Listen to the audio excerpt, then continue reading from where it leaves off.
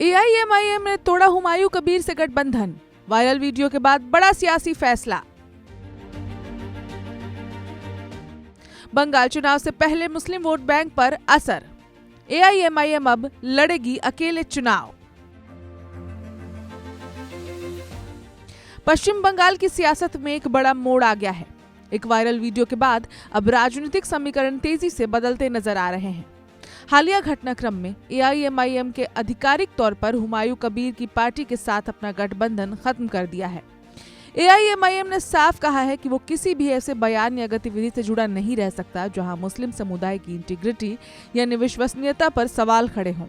ये फैसला सीधे उस वायरल वीडियो के बाद आया है जिसमें हुमायूं कबीर पर आरोप लगे कि उन्होंने कथित 1000 करोड़ रुपए की डील का जिक्र किया जिसका मकसद मुस्लिम वोटर्स को प्रभावित करना था। हालांकि इन दावों की अभी तक आधिकारिक पुष्टि नहीं हुई है, लेकिन सियासत में धारणा ही सबसे बड़ा हथियार होती है और यही धारणा एआईएमआईएम को ये सख्त कदम उठाने पर मजबूर करती दिखाई दे रही है। गठबंधन कब और क्यों हुआ था? आपको बता दें कि एआईएमआईएम और हुमायूं कबीर की राजनीतिक लाइन पहले कुछ मुद्दों पर मिलती हुई नजर आई थी, खासकर मुस्लिम समुदाय के प्रतिनिधित्व और अधिकारों के सवाल पर। बंगाल में एआईएमआईएम खुद को एक स्वतंत्र मुस्लिम आवाज के रूप में स्थापित करना चाहती थी और इसी रणनीति के तहत उसने स्थानीय नेताओं और संगठनों के साथ तालमेल बनाया। हुमायूं कबीर जैसे नेता जो पहले से ही मुस्लिम मुद्दों पर मुखर रहे हैं, इस रणनीति में फिट बैठते थे। यही वजह थी कि दोनों के बीच राजनीतिक सहयोग की जमीन तैयार हो गई। वायरल वीडियो ने पूरे नैरेटिव को बदल दिया।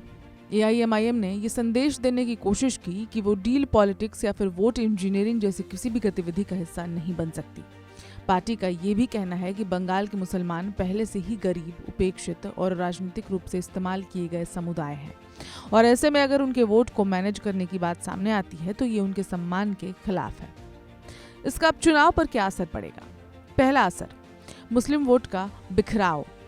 एआईएमआईएम के अलग होने से मुस्लिम वोट अब और ज्यादा बढ़ सकते हैं। जहां पहले एक संभावित गठबंधन वोट को एकजुट कर सकता था, अब वो कई हिस्सों में बढ़ सकता है। दूसरा असर, ममता बनर्जी को फायदा।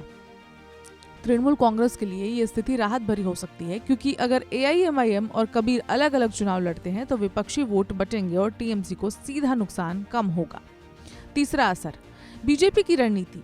भारतीय जनता पार्टी के लिए भी ये एक अवसर बन सकता है। अगर विपक्षी वोट बढ़ते हैं तो बीजेपी को सीधे मुकाबले में फायदा मिल सकता है। अब आगे क्या हो सकता है? तो आपको बता दें कि एआईएमआईएम ने साफ कर दिया है कि वो बंगाल चुनाव अकेले लड़ेगी, बिना किसी गठबंधन के। इसका मतलब है कि आने वाले चुनाव में मुकाबला और ज्यादा त्रिकोणीय या बहुकोणीय हो सकता है। एक वायरल वीडियो का एक बड़ा आरोप और एक गठबंधन का अंत।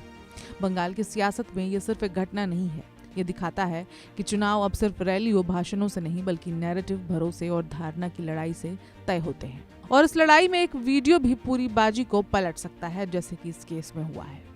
इस खबर में इतना ही। अपडेट्स के लिए देखते रहें वन इंडिया हिंदी।